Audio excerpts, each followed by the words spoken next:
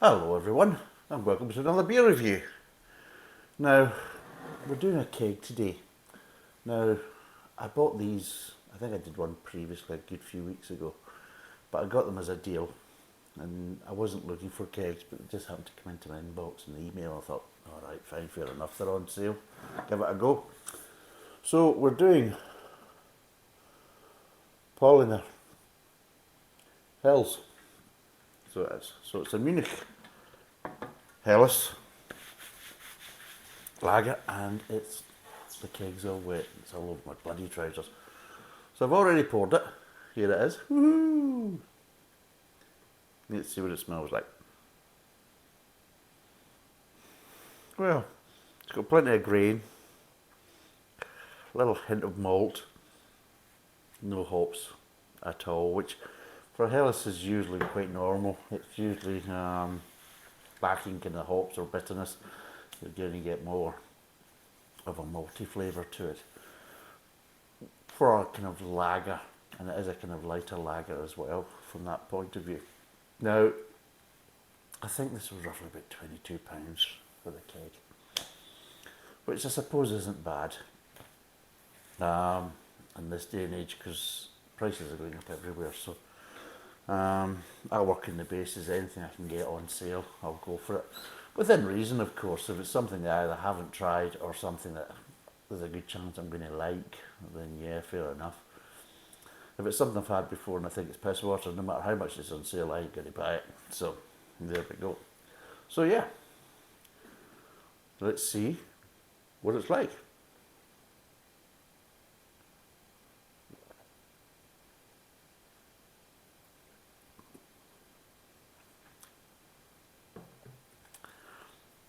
It's actually not bad, actually. It's got quite a nice mouthfeel. Is there any spill in the back? As I'm pissing water everywhere, can you hear that? That's all the water coming off the thing. Now it's Paulaner Munich Helles. Now Paulaner also does beer for the Munich Beer Festival, you know, the Oktoberfest. So it does that. And of course they do obviously a festival beer, so they do from that point of view. But yeah, apart from the water pissing everywhere, it seems to be nothing really written on it. They have it in Russian. So they do. They've got it in quite a few different languages, but it's just basically, you know, where it's brewed and how wonderful it is, and brewed in Munich and all this kind of stuff. But yeah, I mean, all that is in Russian. Well, quite a lot of the language is actually Russian, which is kind of strange. But yeah, it's 4.9%, and it was about 22 quid for a 5 litre keg. And yeah, it tastes actually not too bad.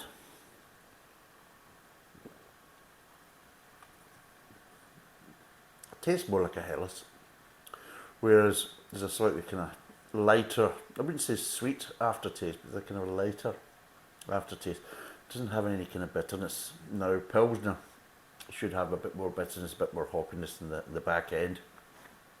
But even then, I find that German Pilsners aren't as bitter as the Czech Pilsners.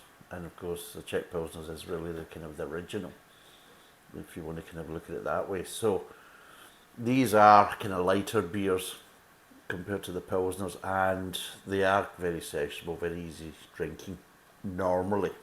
Although I've had some bad Helles over the years. I think it was at Camden Hells. That was quite a bad one. That was supposed to be kind of a mixture between kind of Helles and Pilsner, which makes you wonder what's the point, because they're two kind of slightly different beers. Yeah, they might be kind of similar kind of colour and they are kind of lager kind of style beers, but they actually are quite different in how they're kind of set up and what the flavour profile is. So by mixing them, I don't know, maybe Camden thought you were going to get the best of both worlds. Well, by adding a bitterness to it, then you're not going to have the Helles. And if you're only having a bit of bitterness to it, then you're not really getting the Pilsner. So you weren't getting the best of both worlds. You were getting none of the good stuff, basically. So it was just kind of daft. And I remember There was a St Austell brewery, they did one as well. Now, what did they call that crap? And it was far too fizzy. It was just, no, it was just dreadful. Um, Now, what did they call it? Korlev or something like that, or Korev or something. Some nonsense. But it was supposed to be a Hellas type kind of lager done by the St Austell brewery down in Cornwall. It was dreadful. I've noticed they've now changed the packaging. The label's now changing now, because obviously maybe it was getting such a bad kind of, how would you say, reputation that people thought, well, we need to kind of change this and try to kind of use it up. So yeah, but this is what a kind of Hellas is supposed to be. Lighter, sessionable, lighter in the aftertaste, but still some nice grain profile, some nice light malt, but just doesn't have that kind of bitterness towards the end.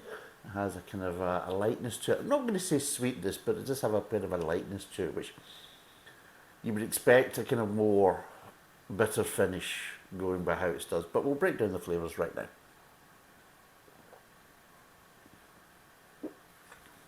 Start off, getting a bit of grain, bit of light malt, a little bit of sweetness. Move on to the mid-tongue. You've got the grain there, the malt's kind of slightly died down a bit, and again you've got this nice underlying sweetness. Moves on to the kind of aftertaste, and the malt's just kind of tailing off, the grain starts to tail off, and you have this kind of lightness.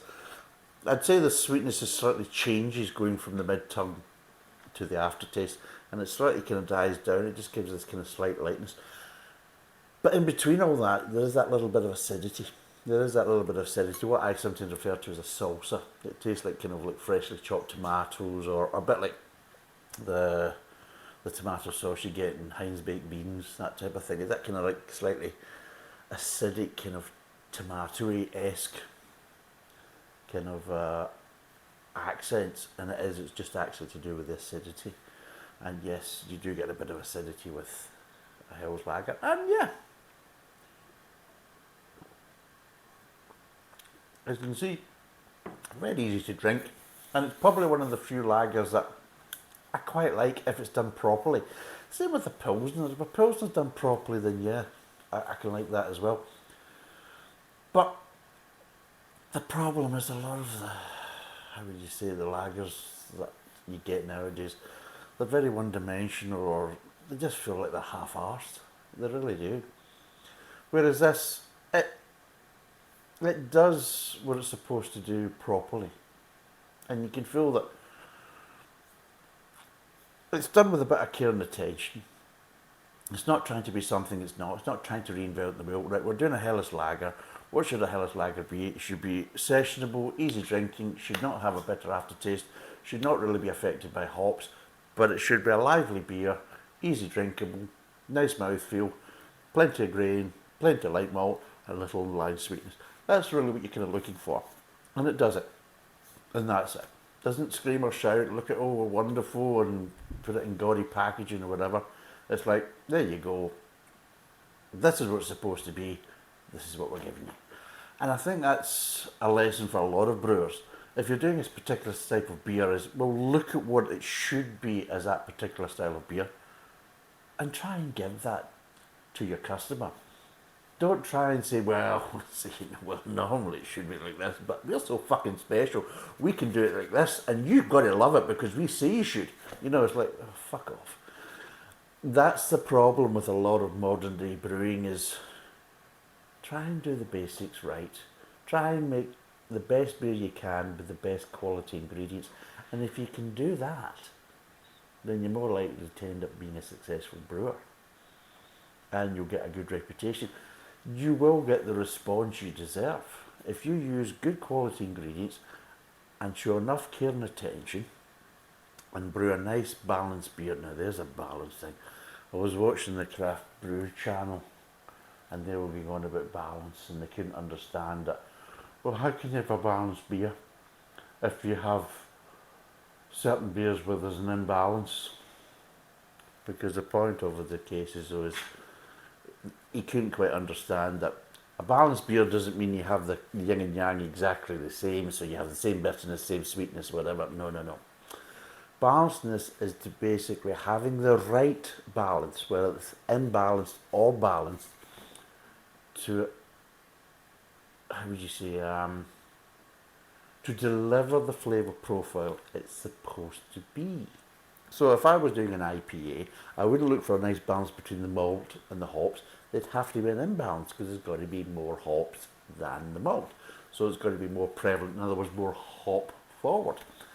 But if I'm doing a more kind of a bitter, then I would expect it the other way. I would expect to be more malt forward. So the balance is to get the balance right for the flavour profile you're going for. But he couldn't really quite understand that. He felt in cases though it's like a seesaw or a, I don't know, weighing scales. There we go. That's the balance. So that's it. Every beer's got to be like that. No, because that means if every beer was like that, every beer would taste the fucking the same. Idiot. You know what I mean? So I was just watching it thinking, you've really not really understood this. And he was slagging off brewers. Now, I'm not a big fan of brewers. Because you get a lot of shit. I mean, there's some good brewers out there. Of course there is. But you also get a lot of spiel and a lot of bollocks from a lot of brewers, you know.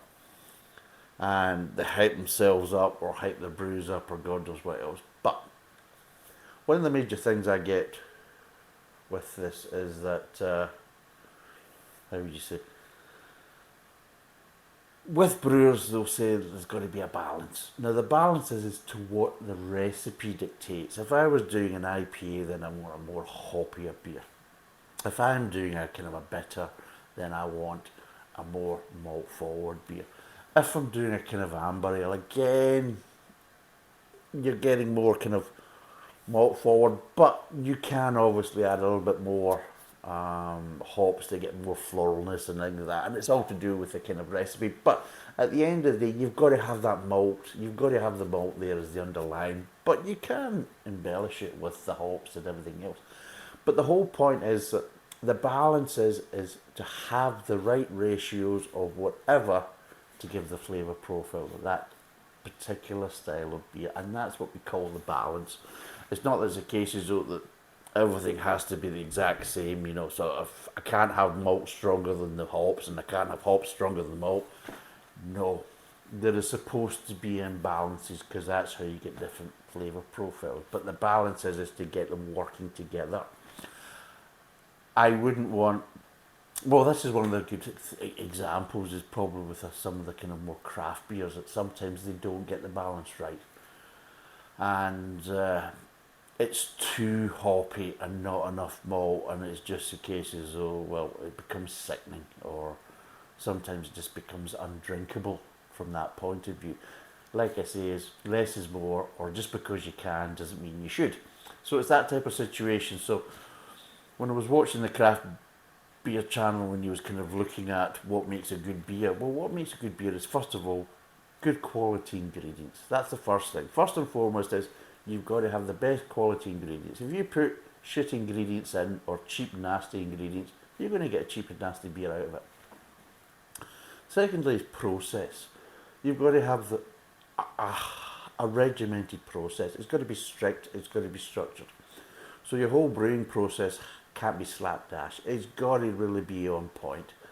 It's got to be controlled, and it's got to be done right.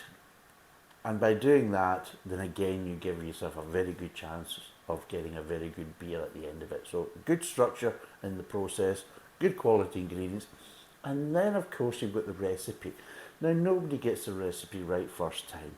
You've got to do trial and error, and yeah, once you get the ratios right and everything else, that's what brings the balance in. So you get your ratios right, that's your balance.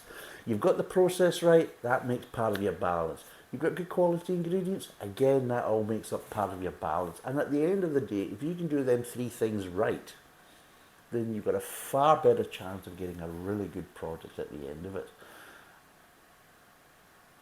And I'm not going to say it's simple, it isn't, because it does take time, it does take trial and error and everything else. And of course, you are working with natural ingredients, and of course things can fluctuate and everything else, but you have to be on top of it. And that's where experience comes in as well, being experienced. Now, I'm looking at the point of view is that for any type of brewing, it all starts with a kind of a wort or a mash or whatever you want to call it. And it's the same situation because I have a better, obviously, understanding from the kind of whiskey side of it through the family. And the brewers and the whiskey distillers, they have to get that balance right, and it's very important in quality ingredients and everything else. And sometimes there is slightly deficiencies, and you have to change things. A good example is deficiencies.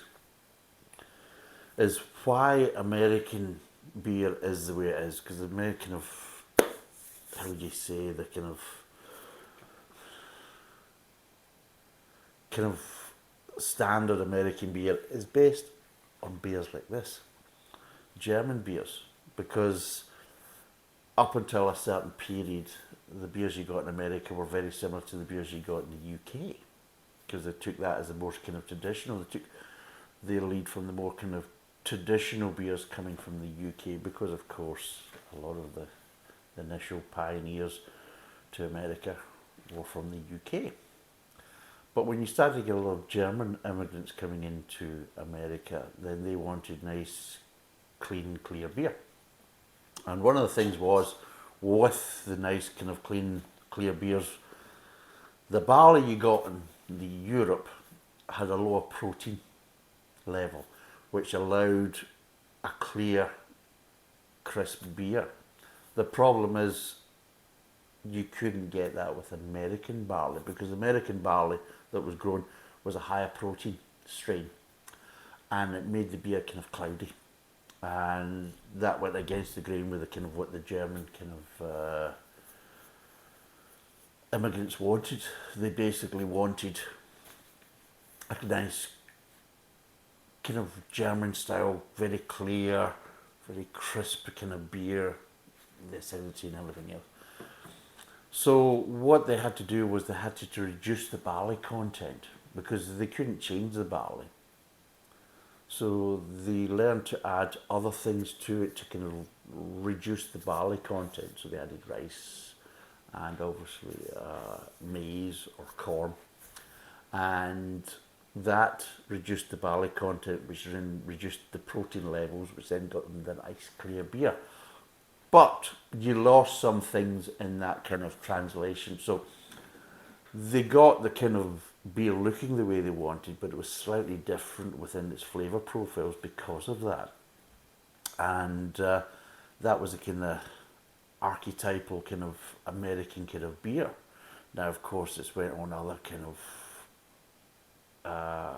environmental changes, some basically because of like prohibition and things like that, and the amount of brewers was reduced because of that, and you had bigger, kind of stronger brewers that kind of survived the kind of prohibition, and then they brought out a light system, which was supposed to be kind of low calorie, kind of healthier beer and things like this. And again, because of bringing out light beers with a lower calorific value, then of course that also affected the flavours and things like that. So it's that type of situation, whereas sometimes you have to make sacrifices within the brewing structure. But the problem is, though, is you make sacrifices because you have to, not because you need to. If you make sacrifices because you want to increase profits, well, that's not good and justifiable, especially when you're trying to sell a quality product. And we've had this over the years with lots of different companies that have been bought over, brewers have been bought over, and they're still producing the same beer, but it's changed and it's not to the same standard or quality, because cuts have been made to make it more profitable, to make it fit in with the portfolio of the existing kind of big conglomerate brewers. And that's why, when it comes down to it, sometimes less is more. A good recipe, good quality ingredients, and a proper structure to your brewing, and it just works. And at the end of the day, this is a nice beer. It's not ridiculously pricey or whatever and that type of stuff, but yeah, it's a nice beer. It's better than what you can get in quite a lot of the cans and bottles with the name lager on it, or Helles or Helles or whatever you want to call it. But yeah, it's a nice beer. So what would I give this out of 10? Well, for the style of beer, it being a lager and a Helles and everything else, I'm going to give this a 7 out of 10 because it does what it says on the tin. It doesn't claim to be anything else. It doesn't claim to be reinventing the wheel. It's doing a Helles lager, and it's done well. Now, if you don't like Helles lager, or you don't like lager in general, well, fine. You won't like this beer. But if you do like lager, and you want a good quality lager, then this is a good quality lager. Simple as that. Now, I've said before, lager's not my first choice. I get quite bored with it, and I can only drink a couple and things like that. And I would probably say, even to this kind of extent, I could probably drink maybe 2 or 3 glasses, and then I'd be wanting something else just to kind of change the flavour profile from that point of view. But out of them 2 or 3 glasses, would I enjoy it? Yeah, I would. I would enjoy it, appreciate it, and revel in the kind of refreshment it's giving me. But then I'd want to move on to something else and have something different. But that's just my kind of drinking style. But it doesn't mean it's a case of, because of that makes it a bad beer. So yeah, it's a 7 out of 10. Would I recommend it? Yeah. I don't know what the normal price is, but I think if you can get it closer to £20, £21 for a 5 litre keg, then do so.